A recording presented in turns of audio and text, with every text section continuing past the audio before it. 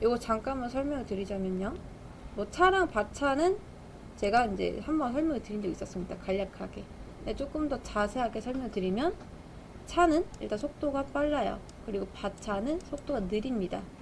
근데 차는 실제 저장되는 데이터 양에 상관없이 저장 용량이 소모가 된다. 그러니까 내가 10칸을 미리 빼왔어요. 그럼 그 10칸 다 씁니다. 내가 3칸만 쓰더라도 실제로. 근데 밭차는 이제 실제 저장되는 양만큼만 쓴다. 장단점이 있죠. 얘는 절약 모드예요. 절약 모드. 얘는 소모는 되지만 속도는 빠르다. 그래서 이제 요것도 한번 보시면 좋을 것 같고, 딜리트 룰 있죠. 데이터 삭제할 때. 그렇죠? 딜리트는 데이터만 삭제가 됩니다. 데이터만. 근데 이제 트렁케이트라는 게 있어요. 트렁케이트는 데이터랑 인덱스도 같이 삭제가 됩니다. 인덱스 데이터도. 그래서 트렁케이트를 한 후에 인설트 하면은 이제 다시 1번부터 삽입이 된다.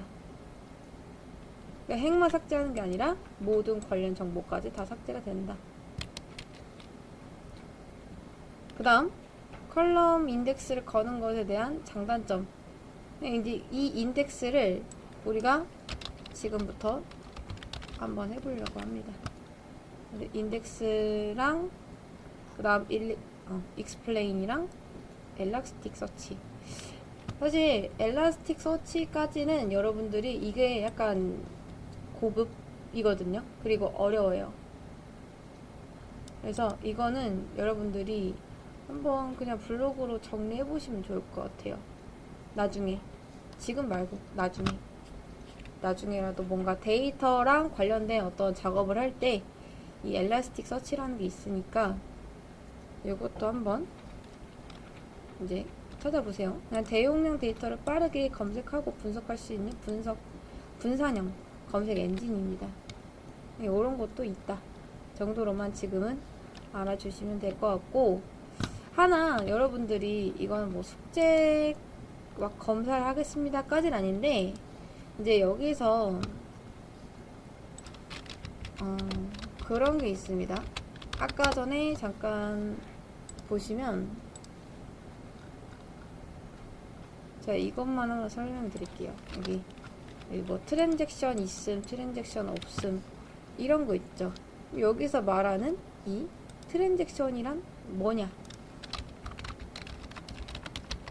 자, 트랜잭션이라는 건 뭐냐면 데이터베이스에서 여러 개의 작업을 하나의 어떤 논리적 단위로 묶어서 처리하는 개념입니다. 그래서 이 트랜잭션이 크게 이제 4가지로 분류가 돼요. 4가지. 독립성, 일관성, 원자성, 영속성. 여러분 나중에 SQLD라는 DB 자격증을 따시면 아시겠지만 이게 약간 기본 바탕, 기본 개념이 됩니다. 이 트랜잭션 자체가. 여러분 스프링부트 쓰시잖아요. 스프링부트에서 이 트랜잭션은 데이터베이스의 어떤 작업을 논리적인 단위로 묶는 거예요. 묶어가지고 이 안정성과 일관성을 유지하는 어떤 하나의 기능으로 이제 돌아가는 거죠. 그래서 여러 개의 데이터베이스 작업이 약간 하나의 단위로 이렇게 실행이 됩니다.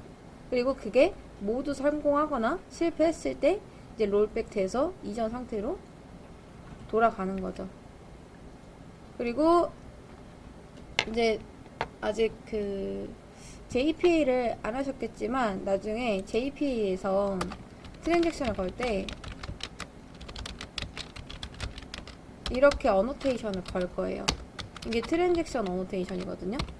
메서드나 뭐 레벨 아니면 클래스 레벨에도 달 수도 있고요. 이 어노테이션을 붙였을 때 트랜잭션 경계 내에서 이제 실행이 됩니다. 메서드가 호출됐을 때 트랜잭션이 실행되고 메서드가 완료될 때 트랜잭션이 커밋되거나 이제 롤백 될 수 있죠. 근데 이렇게까지 말하면은 아마 잘 모르겠죠. 그래서 이 4가지를 이제 아시면 트랜잭션이 요런 일을 하는구나 라고 알 수가 있는데, 그럼 이 4가지는 어떤 것들이냐? 독립성이 이런 거예요. 동시에 실행되는 여러 트랜잭션은 서로 영향을 미치지 않고 각각 독립적으로 실행을 해야 된다.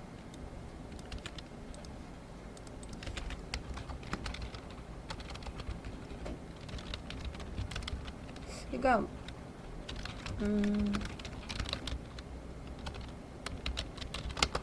만약에 좀 쉽게 비유를 해드리면은 뭔가 A 계좌에서 5만원을 빼서 B 계좌에 넣는 작업이 있다고 한번 가정을 해봅시다.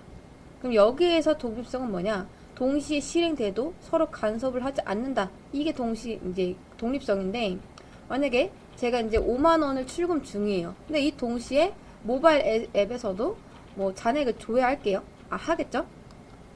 근데 출금 작업이 아직 끝나지도 않았는데 앱에서 중간 데이터를 보내면 안 되겠죠? 그쵸?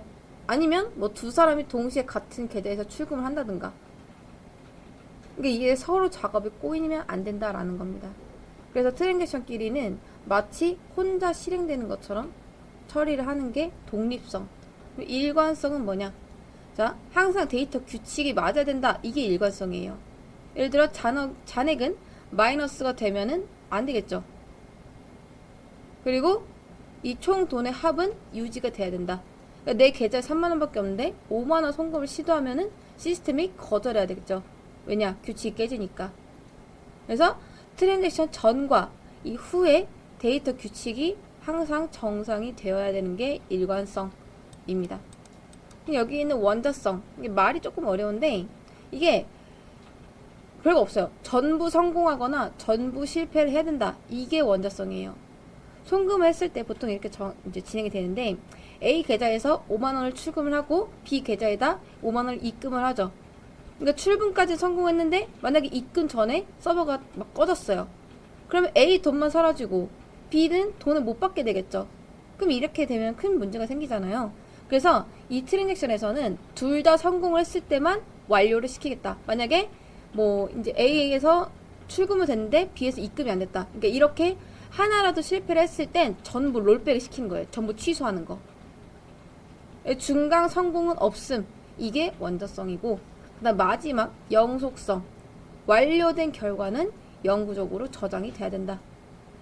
A 계좌에서 마이너스 5만원이 됐으면 B 계좌에서는 플러스 5만원이 이제 됐다고 가정했을 때 그 직후 서버가 꺼져도 이미 완료된 결과는 절대 사라지면 안 된다.